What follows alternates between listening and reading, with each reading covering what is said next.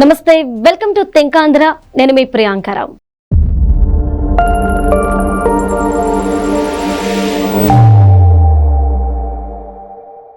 ఇప్పుడు ఏపీలో ఇంటింటి రాజకీయం నడుస్తుంది. ఏంటి ఇంటింటి రాజకీయం అనుకుంటున్నారా?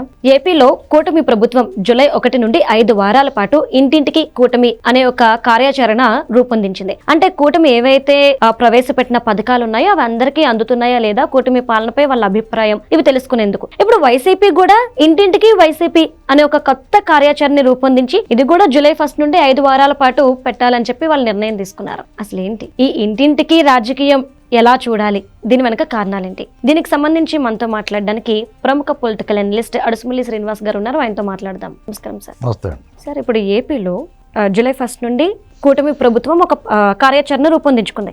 ఇంటింటికి కూటమి వెళ్ళి ఏం పథకాలు వచ్చి ఏం రాలేదు ఇవన్నీ కూడా తెలుసుకునే ప్రయత్నం కూటమి ప్రభుత్వం చేస్తుంది. యాజ్ ఇట్ ఈస్ ఇలానే జగన్మోహన్ రెడ్డి గారు కూడా ఇంటింటికి వైసీపీ అని చెప్పేసి కొత్త కార్యాచరణ రూపొందించి 5 వారాల పాటు జూలై 1 నుండి వాళ్ళు కూడా ఏం వచ్చాయి పథకాలు ఏం రాలేదు, ఒక విధంగా చెప్పాలంటే ఇంటింటికి బటన్ నొక్కుడు కార్యక్రమం అని చెప్పి కూడా ఆయనే ప్రెస్ మీట్ లో చెప్పుకుంటున్నారు. ఏంటి సార్ దీని వెనుకున్న? అంటే ఇప్పుడు జగన్మోహన్ రెడ్డి ఏంటంటే కూటమి ప్రభుత్వం హామీలు ఇచ్చింది, నేను ఉన్నప్పుడు బటన్ నొక్కాను డబ్బులు పడినాయి, వీళ్ళు వచ్చిన తర్వాత బటన్ నొక్కడం లేదు, డబ్బులు పడట్లేదు, ప్రజలు చాలా అసంతృప్తిగా ఉన్నారని అతను అనుకుంటున్నాడు. అతను అనుకుంటాలో తప్పులేదు, అతనికి ఒకవైపే చూస్తాడు, ఆ కోణంలో ఆలోచించుకుంటున్నాడు. ఆ ఫస్ట్ నుంచి అలాగే ఉండే దెబ్బైపోయాడు. ఇప్పుడు కూడా ఎల్లోళ్ళు తనులు తినిపిస్తాను చూస్తున్నాడు. ఇప్పుడు సపోజ్ ఒక ఇంటికి వెళ్తారండి, వీళ్ళు నీకేం వచ్చినాయి అని అడుగుతారు. వాళ్ళ ఉద్దేశం ఏంటి, ఒకవేళ వీళ్ళు జగన్ వచ్చి ఉన్నప్పుడు వచ్చినాయి కంటా బాగా తక్కువ వచ్చినాయి అంటే అది బాకీ ఉన్నాడు చంద్రబాబు కట్టమని డిమాండ్ చేద్దామని, అంతే కదా వాళ్ళ ఉద్దేశం. అదే అతను అంటున్నాడు కదా, చంద్రబాబు మోసం అనేది చెప్పాడు, పేరు పెట్టాడు. జగన్మోహన్ రెడ్డి 2019 అధికారంలో రాగానే 3000 చేస్తాడు పెన్షన్,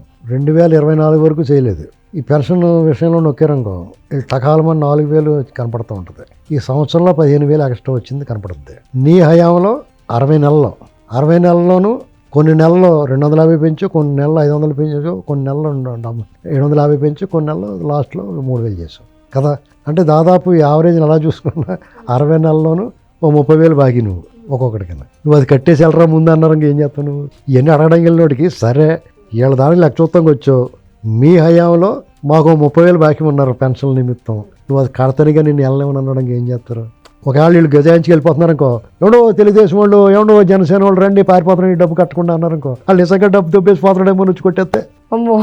ఇప్పుడు నువ్వు వాళ్ళు ఇచ్చిన హామీలకి నీకు ఎంత లాస్ వచ్చింది, మేము ఉన్నప్పుడు పడిన డబ్బులకి ఇప్పుడు పడ్డ డబ్బులకి ఎంత తేడా ఉందో అది కట్టమని అడగడానికి కోసం నువ్వు వెళ్తున్నావు, మంచిదే. కానీ మరి నువ్వు పెట్టిన బొక్క నువ్వు తల్లి అమ్మఒడి అని చెప్పావు, ఇంట్లో ఒకళ్ళకి వేసావు, వీళ్ళు ఇంట్లో ఎంతమంది ఉంటే అంతమందికి వేసారు. ఇప్పుడు సపోజ్ 3 ఉన్నా ఇంటికి వెళ్ళారు అనుకో, మీరు నువ్వు 13,000 వేసావు ఒకళ్ళకే, మిగతా ఇద్దరికి వేయలేదు. నువ్వు 5 ఏళ్లలోనూ మా 2 పిల్లలకి నువ్వు వేయలేదు కాబట్టి 5 నుండి 10 మందికి కలిపి 13,000 1,30,000 కట్టి వెళ్ళరా నువ్వు అని చెప్పేసి తాడుచ్చుకుని కట్టేయడానికి వెళ్ళిన అక్కడ ఏం చేస్తారు? అదే కదా. నువ్వు దేనికోసం వెళ్తున్నావు? ఈ ప్రభుత్వం సరిగ్గా ఇవ్వలేదు, డబ్బులు ఎగ్గొట్టింది, నువ్వు ఇచ్చినట్టుగా ఇవ్వలేదని ఎగ్గొట్టిందని నువ్వు వెళ్తున్నావు. అది నీకు రివర్స్ అయ్యి ఈ పెన్షన్ విషయంలోనూ వీళ్ళు తల్లికి మందును నువ్వు ఆ తల్లి అమ్మఒడిలో ఆ వ్యత్యాసాన్ని పట్టుకుని నువ్వు ఈ డబ్బులు కడితేనే కానీ వెళ్ళలేము రా నిన్ను అన్నారు అనుకో, నువ్వేం చేస్తావు? ఇంతకన్నా నువ్వేం పీకో, నువ్వేమిచ్చావు అదే వాళ్ళు ఇస్తున్నారు, పేర్లు మార్పు అంతే, నీకన్నా బాగా ఇస్తున్నారు అంతే తేడా. నువ్వు ఎక్స్ట్రా ఏం ఉద్ధరించేసావు చెప్పు? మద్యపాన నిషేధం అంచెల వారీగా అది ఇది అన్న వీళ్ళు బ్రహ్మాండ నాణ్యమైన మద్యం ఇస్తున్నారు. కాబట్టి జగన్మోహన్ రెడ్డి కొన్నాళ్ళు మూసుకుని కూర్చోవాలి పైన కిందనే, వీళ్ళు ఏదో పొరపాటు చేస్తారు, అప్పుడు దాకా ఆగాలి. నువ్వు వాళ్ళు పొరపాటు చేయకుండా నీకన్నా బాగా సంక్షేమం చేస్తున్నప్పుడు నువ్వు వాళ్ళ దగ్గరికి ఏం మొహం పెట్టుకెళ్తావు? పాపం నీ కార్యకర్తల్ని నాయకుల్ని ఇబ్బంది పెడతాం. కాకపోతే నేను అడిగిన ఈ 2 విషయాల్లో నిలదీసారు జనం. ఆ ఊళ్ళో గజస్తంభం దగ్గర తీసుకెళ్ళి కట్టేసారు వీళ్ళందరూ. ఏం చేస్తాడు? నేను పిలిపిస్తున్నాను వీళ్ళకి, అందరికి చెప్తున్నాను. ఈ వీడియో చూసిన వాళ్ళందరూ కూడా ఆయా గ్రామాల్లో వీళ్ళు వచ్చినప్పుడు అమ్మాయి బట్టన్ నొక్కినప్పుడు ఎంత వచ్చింది, ఇప్పుడు వీళ్ళు వచ్చిన తర్వాత ఎంత వచ్చింది, ఎంత రాలేదు అన్నప్పుడు ముందు ఈ చెప్పండి రా అని వాళ్ళు కట్టేయండి. ఫస్ట్ కట్టేసా డబ్బులు కట్టి జగన్ వచ్చి కట్టమని చెప్పండి. ఎందుకంటే కట్టాలి, ఆల్రెడీ డబ్బు ఉంది కాబట్టి. సెంటు భూముల విషయం రకరకాల ఆ సర్వేరాళ్ళ మీద ఫోటోలు, నువ్వు చేసిన అరాచకం మామూలు జనం అందరూ ఏగిచ్చిపోయారు, అడిలిపోయారు నీ దెబ్బకే. అందులోంచి తేరుకోకముందే మళ్ళీ నువ్వు వెళ్తున్నావు.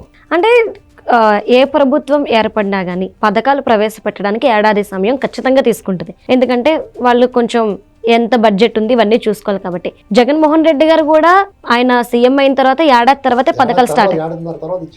ఇప్పుడు కూటమి ప్రభుత్వం కూడా యాజ్ ఇట్ ఈజ్ ఏడాది లోపిస్తున్నారు. కానీ జగన్మోహన్ రెడ్డి గారు ఈ ఏడాదిలో 10కి పైగా ప్రెస్ మీట్లు పెట్టి కూటమి ప్రభుత్వం అది ఇవ్వలేదు, ఇది ఇవ్వలేదు, సూపర్ 6 ఇవ్వలేదు, మీరు అడగండి, క్వశ్చన్ చెయ్యండి అని చెప్పేసి అంటున్నారు. ఎలా చూడాలి సార్? ఇప్పుడు జగన్మోహన్ రెడ్డి మొదటి సంవత్సరం ఏది ఇవ్వలేదు.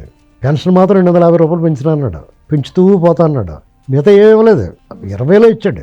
అది కూడా కరోనా టైంలో స్కూళ్ళు అవి మూతపడిపోయి ఉన్నాయి. మొదటి సంవత్సరం అతను ఏది ఇంప్లిమెంట్ చేయలేదండి. అతను ఏంటంటే మద్యం పాలసీ మార్చాడు, ఇసుక పాలసీ మార్చాడు, ఈ అడవుల్లో పడిపోయి జనం. అంతలో కరోనా వచ్చింది. 2వ సంవత్సరం కరెక్ట్గా అతను పరిపాలనకు వచ్చి 1 year పూర్తి అవ్వకముందే కరోనా వచ్చింది. తను మే నెలాఖరికి 1 year అవుద్ది, కానీ మార్చిలోనే కరోనా వచ్చింది కదా. 9 నెలలకే కరోనా వచ్చేసింది. ఆ 9 నెలల్లో కూడా వాళ్ళంత పనికిమాలిన వాళ్ళు కాదు కదా వీళ్ళు. అంచేత అతనికి సమయం ఇచ్చారు. రైతులు ఇన్సూరెన్స్ విషయంలో కానీ ఈలోగా ఊపిరి చల్పనా కూడా అమరావతి ఇష్యూ పెట్టాడు, ఇసుక పాలసీ తీసుకొచ్చాడు. అంత అవకతవక నిర్ణయాలు తీసుకుని జనాలందరినీ గందరగోళం చేస్తాడు. ఆ బాబు మాకు ఇచ్చిన బాబునే పర్లేదురా బాబు, ఇది ఎక్కడ గోలరా బాబు, చిన్న గీత ముందు పెద్ద గీతలాగా ఇస్తాడు. దాంతో వాళ్ళ పథకాల గురించి ఆలోచించి కూడా లేడు. తర్వాత బట్టలు నొక్కడం మొదలుపెట్టాడు. అది కూడా 5 ఏళ్లకే 3 ఏళ్లే ఇచ్చాడు అమ్మఒడి. వాళ్ళలో కూడా కొంతమందికి ఇచ్చి కొంతమంది ఇవ్వకుండా 4 లక్షల మందికి ఇచ్చాడు అతను అమ్మఒడి. వీళ్ళు 60 లక్షల పైన ఇచ్చారు, 63 లక్షల మందికి ఇచ్చారు. ఇక్కడ వీళ్ళు కొంచెం ఉత్తమ మద్యం తెలిసిన వాళ్ళు, మంచి చెడ్డ తెలిసిన వాళ్ళు. ఎవరినైనా అనుకుంటారేమో ప్రజలకి వెరుస్తారు వీళ్ళు. అతను ఎవడేమనుకున్నా నాకు ఏంటి, నా పని నేను చేసుకుపోతాను, చీయని ఉమ్మేత్త కూడా తుడుచుకుంటాడు. నా ముఖం చాలా బాగుంది కాబట్టి ఉమ్మేసిరీళ్ళు అంటాడు. నువ్వు ఉమ్మేసినందుకు ఎంతన్నా కట్టి అంటాడు. అంతే తప్ప ఉమ్మేత్తమేట్రా బాబు తప్పు చేసిన అనుకోడు అతను. ఏ విషయంలో ఇప్పుడు కోర్టు విషయంలో చూడండి, నేనేం తప్పు చేయలేదు, నేను వదిలేయమన్నాడు. కోర్టు ఏముంది, అలాగే ఇత్తం కుదరదు అబ్బాయి, రేపు పొద్దున్న వాయిదాత్నం విచారణ మధ్యంతర ఉత్తర్వులు గట్ట నేనేమి చేయొద్దని గట్టేమో అని చెప్పారు. అయినా సిగ్గులేదు, ఈ ప్రభుత్వం కుట్ర చేసింది అంటాడు. కారులో వెళ్తుంటే కారులో డ్రైవర్ని వదిలేసి డ్రైవర్ మీద పెట్టాడు చంద్రబాబు కేసు అంటాడు. నీకు ఇచ్చిన నియమావళి ఏంటి, నీకు ఎన్ని పరిమితులు పెట్టారు, అవన్నీ దాటుకుని ఉల్లంఘించావు నువ్వు. అన్ని కేసుల్లో నువ్వు అసలు ఏమని కింద పెట్టాలి, అనవసరంగా ఏటు కింద పెట్టారు. అది నీ బాధ. ఏమని కింద పెట్టాలి కదా, నన్ను ఏటు కింద పెడతామేటని ఫీల్ అవుతాడు అతను. చాలా ఫీల్ అవుతాడు అతను. 100కి 100 మార్కులు వస్తావు కూడా, నాకు 100 వస్తామేంటి, నాకు 1 కదా రావు, నేను నెంబర్ 1 కదా అనుకున్నానంట. 1 మార్క్ రావాలి, ఫస్ట్ మార్క్ అని ఉన్నాయంట. ఎవడో పిచ్చోడు ఇలా అంటే ఇతనంతా కూడా విచిత్రమైన స్వభావం అండి. మనస్తత్వం, క్రూర మనస్తత్వం, పైశాచిక మనస్తత్వం, ఈర్ష్య ద్వేషంతో నిలువెల్లా దయించిపోతూ ఉంటాడు. పోనీ తెలివితేటలు ఏమన్నా ఉన్నాయా, బాగా చదువుకున్నాడంటే ఆయన 0. ఒకటే, ఏమి లేకపోయినా సరే పెత్తనం కావాలి. పెత్తనం కావాలంటే అధికారం ఉండాలి, అధికారం ఉండాలంటే డబ్బు కావాలి. ఈ 3 చుట్టూ తిరుగుతూ ఉంటాడు. నీకు అంతకుమించి ఏం లేదు. లేకపోతే ఇప్పుడు వాళ్ళ కార్యకర్తలు వాళ్ళు ఉన్నారు, వాళ్ళందరూ బెంబేలెత్తిపోతున్నారు. చాలా మంది వదిలేసిపోయారు పార్టీని. ఈ మిగతా వాళ్ళు కూడా దిక్కులు చూస్తున్నారు ఏం చేయాలి. ఎందుకంటే ఒక రాజకీయ పార్టీగా, ఒక రాజకీయ నాయకుడిగా 5 ఏళ్ళు ముఖ్యమంత్రిగా పనిచేసి పరిపాలన అధికారంలో ఉన్న పార్టీగా నువ్వు మళ్ళా అధికారంలో తీసుకురావాలంటే ఏం చేయాలనేటువంటి దాని మీద ప్రజల్ని ఒప్పించాలి, మెప్పించాలని వదిలేసి ప్రజలను భయపెట్టాలి, లేదా ప్రతిపక్ష పార్టీని నీ సంగతి చూస్తాను, ఈ రకంగా బెదిరించి నువ్వు ఏ రకంగా రాగలుగుతావు. అల్టిమేట్గా నీకు వరల్డ్స్ బెస్ట్ స్ట్రాటజీ డిఫెన్స్. నిన్ను ఎవడన్నా కొడతాడనుకో, నువ్వు కాసుకున్నవాడే గెలుస్తాడంటే ఎప్పటికైనా సరే. కొట్టివాడి కంటే కూడా దెబ్బ పడుతున్నప్పుడు కాసుకున్నవాడే డిఫెన్స్ అంటారు దాన్ని. ఆటల్లో కూడా అంతే. బాల్ బ్యాడ్మింటన్ ఆడుతున్నారు అనుకో, బాల్ బ్యాడ్మింటన్ ఉంటుంది. ఇప్పుడు మీ షటిల్ బ్యాడ్మింటన్ అలాగే ఉందో, మా చిన్నప్పుడు బాల్ బ్యాడ్మింటన్ ఎక్కువ ఉండేది. అందులో షాట్లు కొడతారు ఎక్కువ. అది చాలా గ్లామరస్గా ఉంటుంది, చాలా చూడటానికి అట్రాక్టివ్గా ఉంటుంది. కానీ వాళ్ళు గెలవరు. ఎవరైతే కొట్టిన షాట్లు అందంగా ఎత్తుతారో, డిఫెన్స్ దాన్ని హ్యాండిల్ చేస్తారో, ఆ కొట్టిన షాట్ని ఎత్తి ఆతల వాళ్ళ కోర్టులో పాడితే ఆడు వెంటనే తేరుకుందని కవర్ చేసుకోలేడు, ఆడు అవుట్ అయిపోతాడు. మా పాయింట్ వీళ్ళకి వస్తుంది. అల్టిమేట్గా గెలుస్తారు. మేము ఆడేవాళ్ళం బ్యాడ్మింటన్ మా చిన్నప్పుడు. మాకు కోరుకొండ, మా పక్క సమీప గ్రామంలో కోరుకొండ నుంచి కొంతమంది బ్యాడ్మింటన్ ఆడతానికి వచ్చేవారు. వర్షం డైరెక్టర్ శోభన్ బాబు ఉన్నాడా, అతను ఇంకా వాళ్ళంతా మాతో బ్యాడ్మింటన్ ఫ్రెండ్స్ వాళ్ళంతా వాళ్ళ బ్యాచ్ వచ్చేవారు. కోరుకొండ నుంచి మా ఊరు వచ్చి ఆడేవారు. మా ఇంటి దగ్గర పెద్ద గ్రౌండ్ ఉండేది, బ్యాడ్మింటన్ కోర్ట్ అది ఉండేది. వాళ్ళు బ్రహ్మాండంగా ఆడేవారు. వాళ్ళు అసలు వాళ్ళు చూస్తుంటే 70 ఆ ప్రాంతంలో బెల్ బాటం ప్యాంట్లు ఫ్యాషన్ అప్పుడు. బెల్ బాటం ప్యాంట్లు కట్టేసి ఇలా ప్యాంట్లు పట్టుకుని షాట్లు కొట్టేస్తారు, మంచి గ్లామరస్గా. మా ఊరు వాళ్ళందరూ పందేలు వాళ్ళమే కాసేవారు. మా ఊరు టీమ్మే కాసేవారు కదా మా ఊరు వాళ్ళు. వాళ్ళు బాగా ఆడుతున్నారండి, కానీ మేము గెలిచేవాళ్ళు.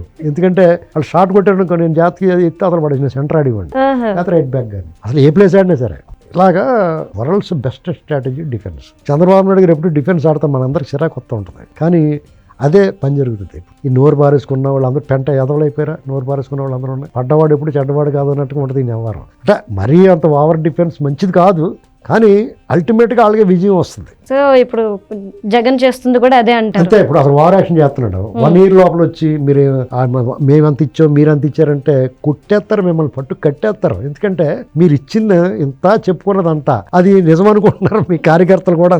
ఒరిజినల్ గా లబ్ధిదారుడికి తెలుస్తుంది కదా, అవును ఖచ్చితంగా. ఏమి ఇచ్చారా నీకు బుద్ధి ఉందా అదన్నారా అదవా అని పట్టు కొట్టేస్తే ఏం చేస్తారు మీరు?